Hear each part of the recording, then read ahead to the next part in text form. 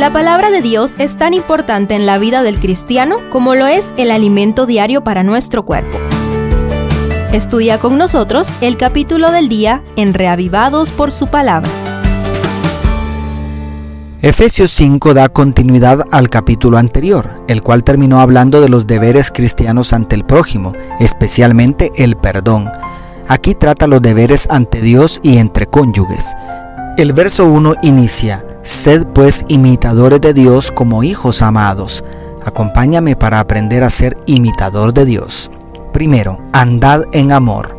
En conexión con el verso 1, el 2 agrega: y andad en amor, como también Cristo nos amó y se entregó a sí mismo por nosotros, ofrenda y sacrificio a Dios en olor fragante. En esta sola frase se resume el ideal divino para la vida cristiana.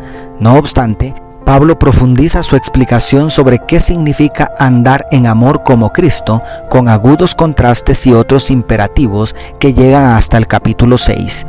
El verso 3, por ejemplo, contrasta la belleza del olor fragante del amor de Cristo con el hedor desagradable de la fornicación, inmundicia y avaricia de la vida pagana que muchos creyentes efesios y quizá algunos de nosotros vivimos antes de conocer a Cristo. El verso 4 condena también las palabras indecentes, conversaciones necias y chistes groseros. Y el 5 asegura que ningún fornicario o inmundo o avaro que es idólatra tiene herencia en el reino de Cristo y de Dios. En consecuencia, el verso 6 nos advierte: no os engañe nadie, y el 7: no seáis pues partícipes con ellos, y el 11 agrega: y no participéis en las obras infructuosas de las tinieblas, sino más bien reprendedlas. El fervor de Pablo contra estas cosas que acarrean la ira de Dios, según el verso 6, es tal que agrega en el 17: no seáis insensatos, sino entendidos, y en el 18: no os embriaguéis con vino, en lo cual hay disolución, antes bien sed llenos del Espíritu. Sin embargo, el propósito principal de esta sección es: examinad qué es lo que agrada al Señor, como traduce el verso 10 la Biblia de Jerusalén, o, como dice la última parte del verso 17, comprended cuál es la voluntad del Señor. ¿Qué es lo que Dios espera de nosotros entonces? Pareciera que el meollo de la respuesta está en los versos 14 al 16. Por lo cual dice: despiértate tú que duermes, y levántate de los muertos, y te alumbrará Cristo. Mirad pues con diligencia cómo andéis, no como necios, sino como sabios, aprovechando bien el tiempo, porque los días son malos.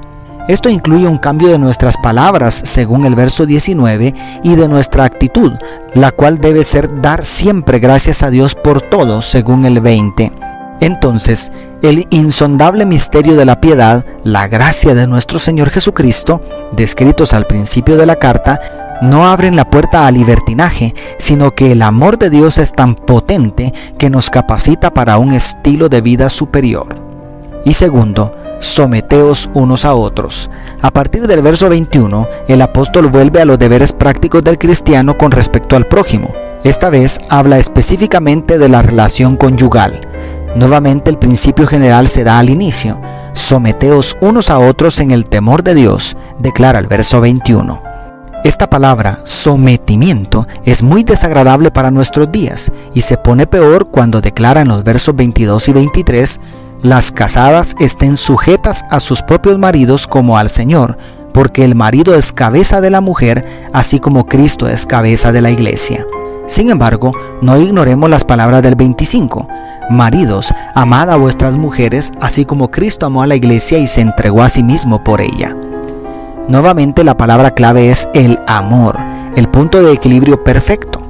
Un amor que dignifica a la mujer de tal manera que no tendrá ningún temor de someterse bajo el liderazgo de un esposo que la valora y protege más que a su propia vida. Así como la iglesia no debe resistirse al liderazgo de un Cristo que lo dio todo por ella en la cruz. La analogía entre la relación de Cristo y su iglesia con la relación del esposo y la esposa es tan fuerte que parece estar trenzada. No hay lugar para el abuso de autoridad ni para el servilismo ciego. El apóstol concluye: en todo caso, el esposo debe amar a su esposa como si se tratara de sí mismo, y la esposa debe respetar a su esposo, como dice el verso 33 en la traducción en lenguaje actual. Entonces, ser cabeza del hogar no nos hace a los hombres superiores, sino deudores del amor de Dios manifestado en el cariño y respeto de nuestras esposas, de manera que la posición de liderazgo demanda mayor servicio y más amor. ¿Listo? ¿Lista para ser un imitador del amor de Dios? Dios te bendiga, tu pastor y amigo Selvin Sosa.